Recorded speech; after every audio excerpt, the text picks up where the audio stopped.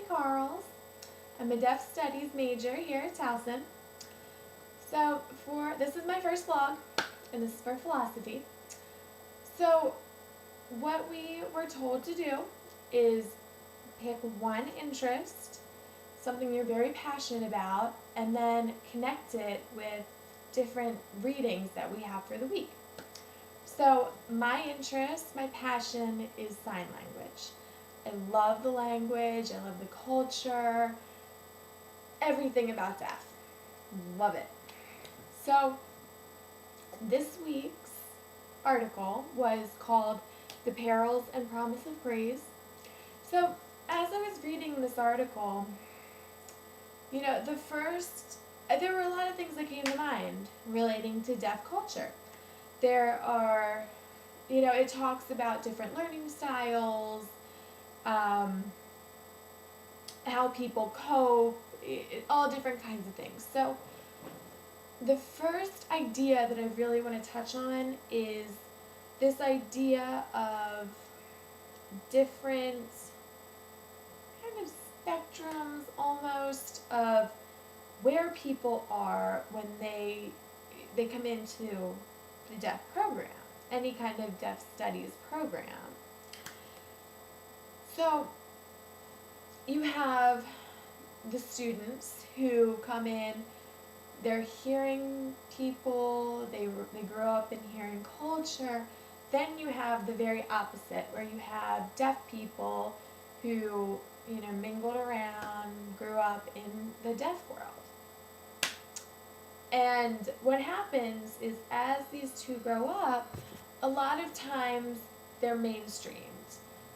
The hearing and the deaf come together, and that's when we really hear about this term called a coda, which is a child of a deaf adult. So one of the big advantages to being in the deaf studies program is having this background in deaf culture. So when codas come into it, they already have this vast vocabulary. They know all these concepts. They know about deaf culture. And all they're doing is just adding on to their huge knowledge. So, sometimes it gets a little intimidating. Then you have the people that have no connection to the deaf culture at all. They saw sign language and it was like, oh my God, I want to learn that. So when they're both in a classroom together, a lot of times it's like you have the people who really need to work to understand this stuff. They go home, they read through the book a million times, they write down during class how to do different signs, and really it's a visual major. We hardly ever have books. Don't do notes. A lot of it is just remembering the signs. And in our booklets, it gives us a little progress of how to do the signs, but sometimes it's hard to understand. So you have the people that really work, and then they come to class, they do a great job. You have the codas who are like, man, this is easy, I'm going to fly through this, I understand everything. And, some of them are already interpreters, some of them, they converse with deaf people every day. So they have that advantage. And then you have the people who fall right in the middle, where they have this affinity for just seeing a sign one time and remembering it, where they don't have to go home and read over the book. So there's always that variation in learning. The people that have the advantage of growing up, and sign language was their first language. So they're gonna breeze through this. You have the people that find it easy. Remember, they have that picture memory. Then you have the people who are gonna sit there and it just doesn't click for them, but they work so hard that, you know, eventually things are going to come together, and there it is. So that's the first concept that I wanted to talk about. The second one deals with this fixed mindset and the growth mindset. So the fixed mindset is people that are worried about being judged, and they try to hide their deficiencies. So, you know, they're afraid to look like an idiot. And little background with deaf culture. So, as you know, it's a visual language. Everything is, you don't sit down. They have a written language, but everything is like, if you don't know a word, you act it out. You try to, you know, you play charades until they finally understand it. Like, not every sign has a direct meaning. So, a lot of times, people don't like to look like idiots in learning a new language. And that's understandable. That happens in any language where, you know, they want to have that fluency. They want to be able to get up in front of the class and just sign, and they look so fluent. They look awesome. And a lot of times people are scared when they can't be like that.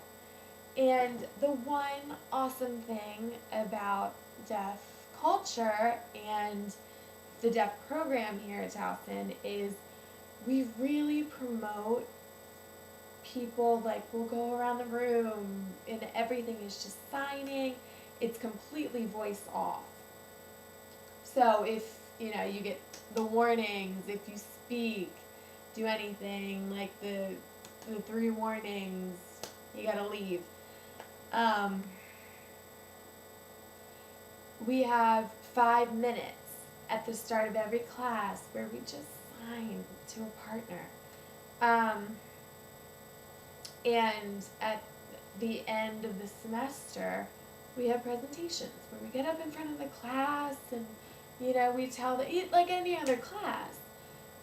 But the idea is to get that confidence, to help people to understand that no one really sits and judges you. Like, you have the codas who, yeah, they might be like, wow, you know, that person is not as fluent in the language. You know, they're going to get a little annoyed because they're used to seeing this, like, real fast signing and all this stuff. But you have to understand that you have the people who are in the same boat as you, where they're like, oh, you know, she's improved so much over the semester.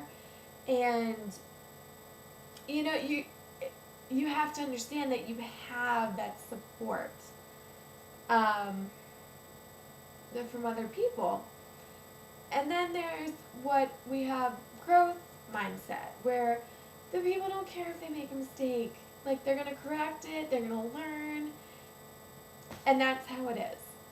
And we have plenty of people like that, and that's really the mindset that you need to have for sign language. I have one girl in my class this semester who literally goes up and she knows she just doesn't care. She'll get up in front of the class, she dances, she does everything, like, very artsy, and, like, acts everything out. So, you know, those are the people that flourish in this language, because people, like, deaf love anything visual, anything like artsy and actressy. They're the ones who are going to raise their hand and be like, hey, I don't know this sign, can you tell me? Or, I think this is the sign, but I'm not sure. And if they go up and they sign it and the teacher is like, no, what is that sign? They're just going to laugh about it and change it for next time. They're going to learn from it. That's the way that sign language is. It's you know, you just have to have that confidence that you're going to learn this, but it's not going to, it just doesn't come overnight. You're going to have to work for it in one way or another, but you have to find, I mean, it's going to be your comfortable way of learning, whether you are the fixed mindset or the growth mindset. But in the deaf culture, you know, the growth mindset is the one that's really going to help you. So, our classrooms, as I said before, are completely voice off. Our teachers, if you don't know a sign, the first thing they're going to ask you is, you know, try to act it out. Try to, like, if you don't know the sign for car, you know, you can kind of say, like, you can outline it like a box shape with, like, glass windows, like, all different kinds of things, like wheels, different ways. And then, you know, there's all different kinds of ways that you can do this. In the last resort, if you can't ask other people, is what we call finger spelling. So what that is the ABCs of sign language, which is just you're going to spell out car. And then everyone's going to understand and you move on. But the first thing they always say is, you know, kind of try to describe it in a different way, because if you just say, oh, there's a car, there's no emotion, there's nothing there. So those are the two, you know, huge concepts that I really wanted to focus on for this video. And I look forward to the next video log and connecting it more to sign language. So if you couldn't tell, all of my videos are going to be what's called SimCom, which is speaking and signing at the same time. So, you know, I'll try. This one I couldn't really use a whole lot of sign language examples, so hopefully in the future I'll be able to. Have a good day.